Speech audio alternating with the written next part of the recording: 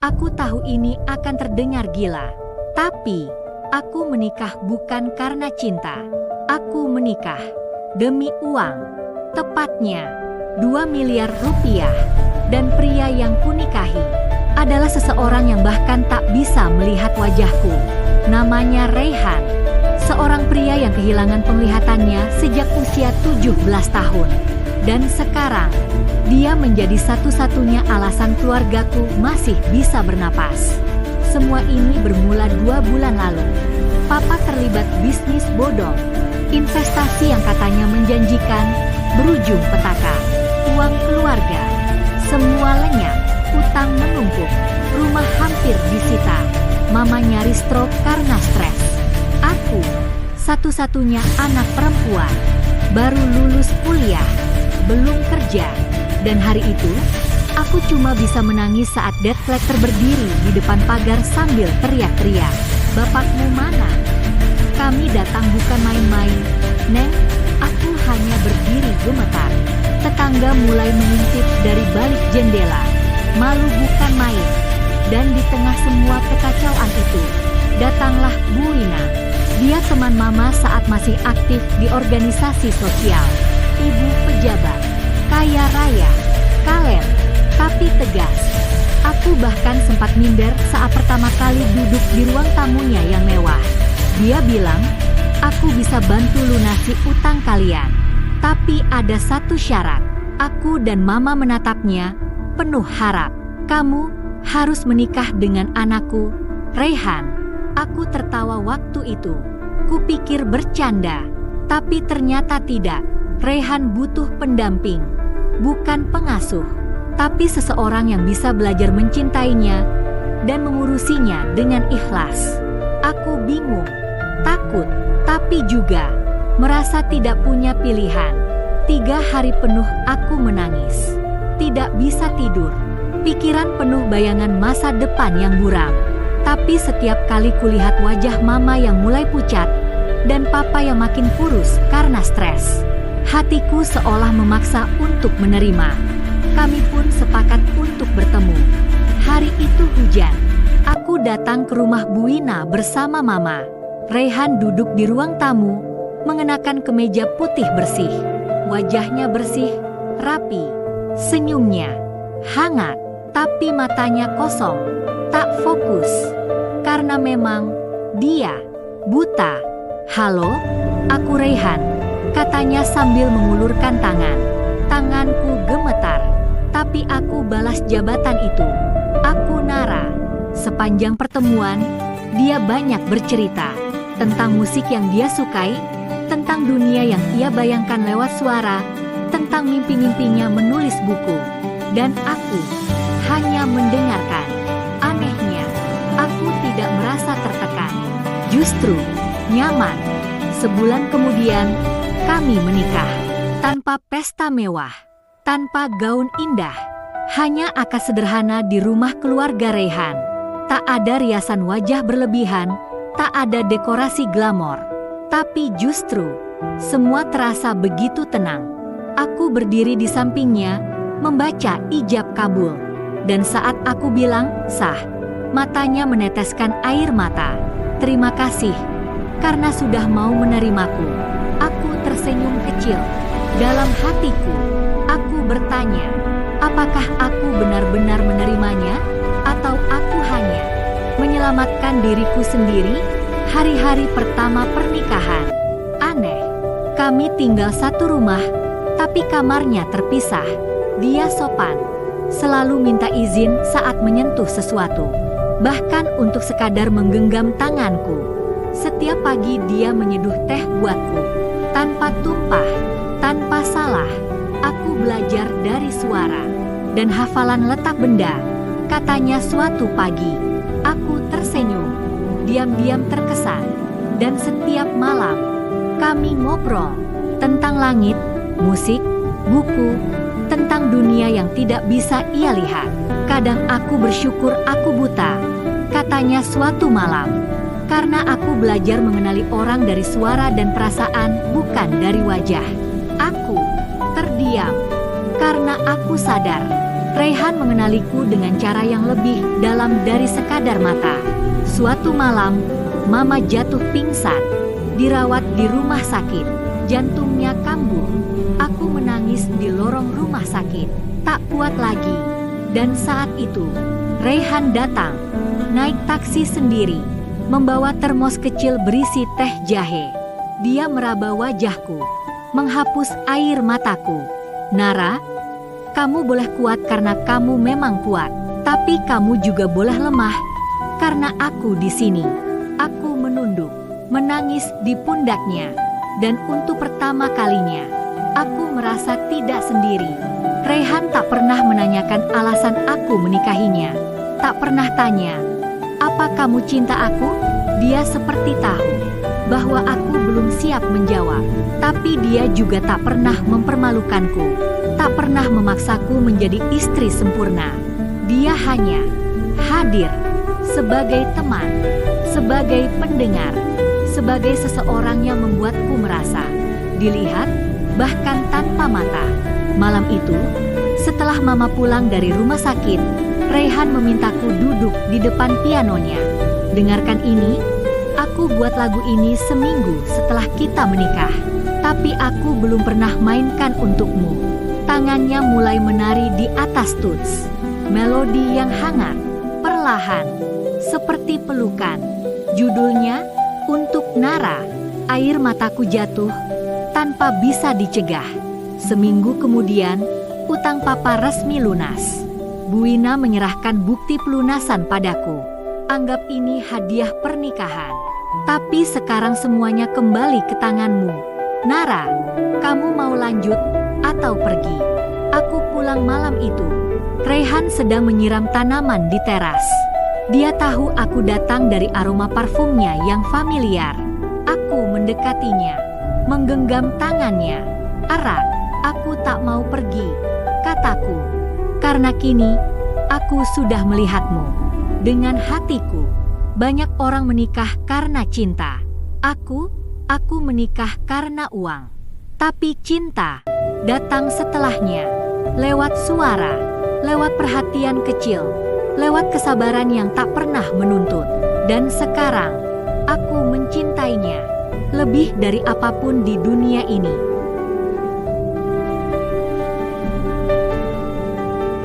Satu malam, aku menemukan Raihan sedang duduk di lantai ruang tamu. Dia memegang bingkai foto, meraba bagian tepinya perlahan. Aku menghampirinya, bertanya, "Foto apa itu?" Dia tersenyum pelan. "Foto aku sama ayah. Ini satu-satunya yang masih kusimpan." Aku ikut duduk di sampingnya. "Kamu masih ingat wajah ayahmu?" Tanyaku pelan. "Tidak secara visual," jawabnya. "Tapi aku ingat suaranya dan aroma tubuhnya. Dia suka pakai minyak kayu putih. Aku ingat dia selalu menggendongku saat aku sakit." Aku terdiam, tak tahu harus berkata apa. Tapi malam itu, aku melihat sisi Raihan yang berbeda. Dia bukan hanya sabar dan kuat, tapi juga manusia biasa yang pernah kehilangan. Hari-hari berlalu, dan aku mulai merasa nyaman. Bukan karena terpaksa, tapi karena aku melihat ketulusan dalam setiap hal kecil yang Raihan lakukan. Seperti saat aku lupa membawa jas hujan dan kehujanan di perjalanan pulang, dia menyambutku di pintu dengan handuk hangat dan secangkir coklat panas. Dia bahkan memintaku duduk dan mendengarkan suara hujan bersama. Katanya, hujan itu terapi gratis. Kita cuma perlu diam dan dengarkan. Tapi di balik semua itu, aku juga tahu, aku menyimpan rahasia. Rahasia bahwa aku belum benar-benar mencintainya. Bahwa aku menikahinya bukan karena perasaan, tapi karena keadaan. Dan semakin lama aku memendamnya, semakin aku merasa bersalah. Puncaknya, ketika aku mendapat tawaran pekerjaan dari perusahaan impianku di luar kota. Gajinya tinggi, posisi strategis, dan itu berarti aku harus tinggal terpisah dari Raihan. Aku bingung. Di satu sisi, ini adalah impianku sejak lama. Tapi di sisi lain, ada Raihan. Aku tak tahu apakah aku bisa meninggalkannya begitu saja. Aku belum berani membahas ini padanya. Tapi malam itu, dia seperti bisa membaca pikiranku. Dia duduk di teras, memainkan gitar kecil yang biasa ia pakai saat bersantai. Suaranya pelan tapi jelas. Aku dengar dari ibu, kamu dapat tawaran kerja di Bandung? Aku mengangguk pelan, meski dia tak bisa melihatnya. Iya, tapi aku belum tentu terima. Dia diam sejenak. Kenapa? Tanyanya. Karena aku gak yakin, jawabku pelan. Dia meletakkan gitarnya. Nara, kamu gak harus merasa bersalah. Aku bukan beban. Kalau itu impianmu, kejarlah. Aku akan dukung kamu. Mataku panas. Ada perasaan bersalah yang menyesakkan dada. Dia terlalu baik, dan aku terlalu pengecut untuk jujur. Esoknya, aku menelepon HRD perusahaan itu dan menolak tawaran kerja. Bukan karena Raihan memintaku tinggal, tapi karena untuk pertama kalinya dalam hidupku, aku merasa rumahku ada di sini. Di rumah kecil yang selalu wangi teh dan roti bakar. Di sisi pria yang melihatku dengan hatinya. Namun konflik belum berakhir. Beberapa minggu setelah itu, Buina jatuh sakit, stroke ringan. Aku dan Raihan merawatnya bergantian. Dalam masa itu, aku belajar banyak hal tentang keluarganya. Ternyata, Raihan punya adik kandung yang sejak lama menjauh dari keluarga karena konflik warisan. Dia nggak terima aku yang dipercaya mama ngelola usaha, kata Raihan. Dia merasa aku jadi anak kesayangan, padahal dia nggak tahu, jadi anak tunanetra itu bukan keistimewaan. Aku mengerti, hidup Raihan tak pernah mudah, tapi dia menjalani semuanya dengan tenang. Dan aku mulai merasa bahwa aku ada di tempat yang tepat. Satu malam, saat kami duduk di ruang tengah, aku memutuskan untuk jujur. Raihan, aku mau bilang sesuatu. Dia menoleh ke arahku, meski tak bisa melihat. Apa? Waktu itu, aku nikah sama kamu karena aku nggak punya pilihan lain. Karena keluargaku butuh uang. Aku belum cinta sama kamu. Dia diam. Lama. Aku takut dia marah atau kecewa. Tapi dia hanya tersenyum. Aku tahu, katanya. Sejak awal aku tahu. Tapi aku percaya, cinta bisa tumbuh kalau kita rawat, kalau kita jujur. Tangisku pecah saat itu. Aku memeluknya erat. Tapi sekarang, aku cinta. Beneran. Dia membalas pelukanku. Terima kasih. Karena kamu gak pergi. Sejak malam itu, semuanya berubah. Kami mulai berbagi lebih banyak hal. Mulai dari rencana masa depan, keinginan punya anak, bahkan impian Raihan menerbitkan buku pertamanya. Aku membantunya mengetik, menyusun ide, menyunting naskah. Dan akhirnya, buku itu terbit. Judulnya, Melihat dengan Hati. Hari-hari terus berlalu. Raihan semakin terbuka. Dia mulai menceritakan masa lalunya. Tentang bagaimana kecelakaan merenggut penglihatannya saat usia 21 tahun. Ketika sedang mengantarkan ibunya ke rumah sakit. Mobil truk menabrak dari sisi kanan dan semuanya gelap sejak itu. Raihan kehilangan ibunya dan penglihatannya di hari yang sama. Satu-satunya keluarga yang tersisa hanyalah pamannya yang sudah tua dan tinggal jauh di desa. Dari sana, hidup Raihan berubah. Namun ia tak pernah menyalahkan takdir. Ia tetap melanjutkan hidup, belajar menggunakan teknologi suara, membaca dengan sentuhan, dan perlahan membangun usaha online kecil-kecilan dari rumah. Tapi di balik semua itu, ada kesepian yang panjang yang tak pernah bisa ia isi dengan apapun. Dan itulah yang membuatnya memberanikan diri mencari pendamping, meski dengan cara yang tak biasa, menawarkan uang untuk pernikahan. Mendengar semua itu, hati Nara perlahan mulai luluh.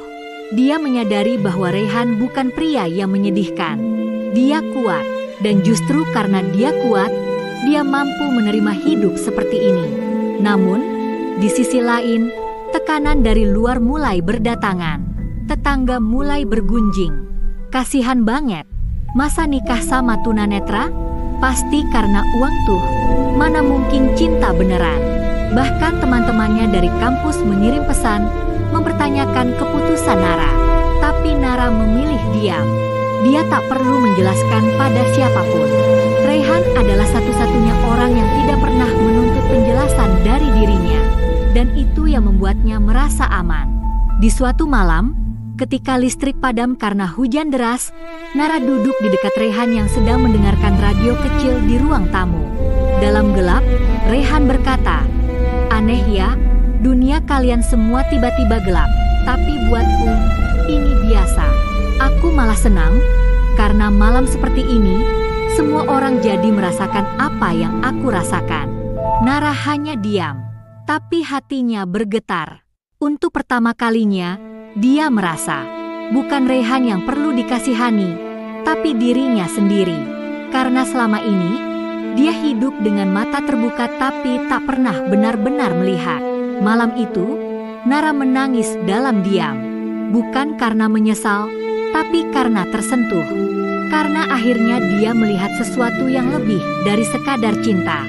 Sesuatu yang hanya bisa dirasakan saat dua jiwa bertemu dalam senyap. Sejak itu, segalanya berubah. Nara bukan hanya menjadi istri Raihan, tapi juga sahabat, pembaca, penuntun, dan pelengkap. Dia membacakan surat kabar untuk Raihan tiap pagi, mendeskripsikan suasana kota, warna langit, hingga ekspresi anak kecil yang berlarian di taman. Raihan mendengarkan dengan senyum tenang, dan setiap kali Nara selesai bercerita, dia selalu berkata, "Kamu mataku sekarang." Kalimat itu sederhana, tapi bermakna dalam. Hingga suatu hari, datanglah surat yang membuat jantung Nara berdebar. Surat pelunasan utang. Tertulis jelas bahwa semua sudah dilunasi oleh Raihan seminggu setelah mereka menikah.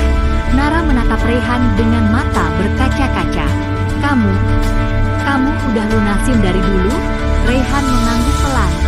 "Iya, tapi aku pengen kamu tetap di sini bukan karena itu, tapi karena kamu memang mau." Nara tak bisa berkata apa-apa. Dia hanya memeluk Raihan erat, dan untuk pertama kalinya, dia menyadari bahwa dia sudah jatuh cinta. Bukan pada uang, bukan pada rasa kasihan, tapi pada sosok yang melihatnya lebih dalam dari siapapun, bahkan tanpa mata. Hari berganti minggu, minggu berganti bulan. Mereka mulai menjalankan usaha kecil bersama. Nara membantu membalas email pelanggan, mengepa paket, hingga membuat konten audio bersama Raihan. Mereka bahkan membuka podcast cerita harian tunanetra yang ternyata viral dan banyak didengar orang. Hidup perlahan terasa hangat. Raihan bukan lagi sekadar sosok yang harus dia nikahi karena keadaan. Tapi kini, dia adalah alasan Nara tetap tersenyum setiap pagi. Sampai suatu malam, saat hujan kembali turun, Nara duduk di samping Raihan dan berkata, "Kalau waktu bisa diulang, aku ingin tetap memilih kamu, tanpa harus ada utang itu." Raihan menggenggam tangannya erat. "Aku juga. Dan kalau boleh jujur, dari awal aku tidak pernah merasa membeli siapapun. Aku hanya ingin seseorang yang mau berjalan bersama meski aku tak bisa melihat jalan itu." Nara tersenyum sambil menangis. Karena akhirnya, dia menemukan rumah. Bukan pada bangunan, bukan pada tempat, tapi pada hati yang buta. Namun bisa melihat segalanya lebih jelas dari siapapun. Aku mulai terbiasa dengan suara langkah kaki Raihan yang tertatih pelan di pagi hari, aroma teh yang ia buat dengan cara khasnya, dan kebiasaannya mendengarkan radio buta di sore hari. Ada ketenangan yang berbeda, seperti suasana rumah yang tadinya dingin dan penuh tekanan kini berubah menjadi hangat dan penuh penerimaan.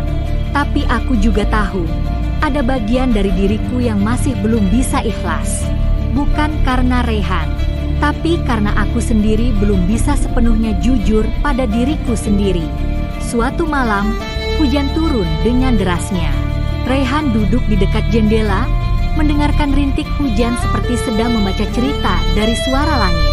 Ia memanggilku pelan, memintaku duduk di sampingnya. "Nara." Suaranya rendah tapi jelas. Kalau suatu hari kamu merasa hidupmu jadi berat karena aku, kamu boleh pergi. Perkataannya menusuk. Aku menatapnya dalam diam. Kenapa kamu bilang begitu? Aku ingin kamu bahagia. Kalau hidup bersamaku hanya membuatmu menderita, aku akan belajar untuk melepaskan. Aku menggenggam tangannya. Jangan bicara seperti itu. Tapi itu kenyataan yang harus siap aku terima. Aku tidak tahu bagaimana menjawabnya. Air mataku menetes, bukan karena sedih, tapi karena aku tahu dia terlalu tulus. Hari-hari berlalu, dan aku semakin menyadari satu hal. Aku mungkin tidak memilih Rehan di awal, tapi aku bisa memilih untuk mencintainya sekarang. Dia tidak sempurna secara fisik, tapi hatinya jauh lebih utuh dari siapapun yang pernah aku temui. Suatu malam aku memandangi Rehan yang tertidur di kursi dekat jendela. Wajahnya tenang. Aku mendekatinya, menyentuh pipinya pelan. Aku mencintaimu, Rehan, bisikku pelan. Mungkin dia tidak mendengarnya, tapi malam itu aku yakin, aku tidak akan pernah pergi.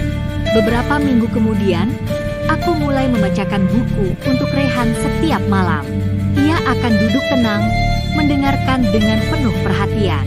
Kadang ia tersenyum, kadang ia menanggapi dengan pendapatnya. Obrolan-obrolan kecil itu menjadi kebiasaan baru yang membuatku merasa nyaman. Tidak ada lagi tekanan, tidak ada lagi rasa takut. Dan untuk pertama kalinya dalam hidupku, aku merasa benar-benar dicintai. Bukan karena rupa, bukan karena status, tapi karena aku adalah aku. Suatu hari, aku memutuskan untuk berbicara pada ayah dan ibu. Aku ingin mereka tahu bahwa aku tidak lagi menjalani pernikahan ini karena mereka. Aku tidak lagi merasa seperti korban. Aku berdiri di ruang tamu rumah orang tuaku, menatap mereka berdua.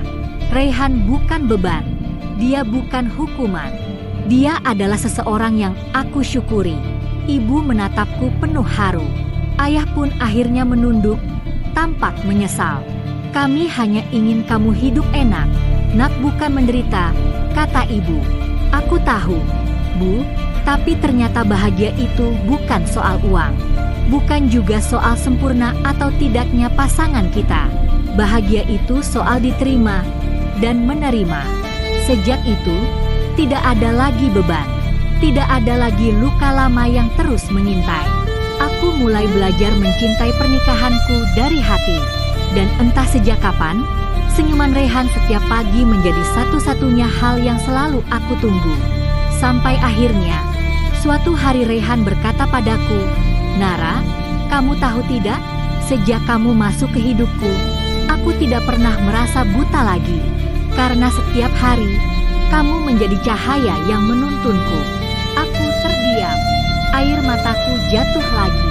Tapi kali ini bukan karena terluka, melainkan karena aku sadar, aku benar-benar mencintainya.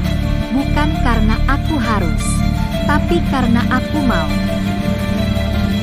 Waktu terus berjalan. Aku dan Rehan mulai menjalani kehidupan seperti pasangan biasa. Ada cekcok kecil, ada perbedaan pendapat, ada tawa yang kadang meledak karena hal sepele. Tapi justru disitulah letak keindahannya. Tidak ada lagi kepura-puraan. Tidak ada lagi beban. Rehan mulai belajar banyak hal dari rumah. Ia bahkan mencoba menulis menggunakan aplikasi suara, meski lambat. Ia ingin bisa membuat puisi. Katanya, aku ingin suatu hari nanti menulis puisi untukmu, Nara. Meski aku tak bisa melihatmu, tapi aku tahu kamu selalu cantik di dalam setiap baiknya. Dan aku juga berubah. Dulu aku hanya memikirkan diriku sendiri. Sekarang aku mulai belajar menjadi seseorang yang bisa mencintai tanpa syarat. Aku mulai menulis jurnal tentang hari-hariku bersama Rehan. Tentang bagaimana satu pelukan dari pria tunanetra ini bisa membuat hatiku lebih terang dari sinar matahari pagi. Sampai suatu malam, Rehan kembali mengajakku duduk di dekat jendela. Udara dingin, tapi suasana hatiku hangat. Nara, katanya sambil meraba tanganku. Kalau suatu hari aku pergi duluan, kamu jangan sedih ya. Aku tertawa pelan. Baru juga kita bahagia. Kamu sudah bicara tentang pergi. Aku tidak takut mati, tapi aku takut kamu merasa sendiri. Aku menatap wajahnya. Tanganku meraih wajahnya, menyentuh tiap garis halus di pipinya. Kalau kamu pergi duluan, Rehan, aku akan menunggumu di tempat yang sama. Di antara doa-doa malamku. Ia tersenyum, dan di malam itu, kami tidak saling bicara terlalu banyak. Karena cinta yang dalam tidak butuh banyak kata. Hanya butuh dua hati yang saling diam, tapi penuh makna. Tahun berganti. Rumah kecil kami kini penuh tanaman. Rehan mulai dikenal di komunitas sebagai penulis puisi tunanetra. Aku pun mulai aktif membagikan kisah kami lewat tulisan. Banyak orang yang bilang kisah kami seperti dongeng. Tapi aku selalu menjawab, bukan dongeng. Ini nyata. Karena aku hidup di dalamnya setiap hari. Dan kalau kamu tanya padaku sekarang, apakah aku menyesal menikahi pria tunanetra? Aku akan menjawab sambil tersenyum. Tidak, sama sekali tidak. Justru, dari matanya yang buta, aku bisa melihat arti cinta yang sesungguhnya.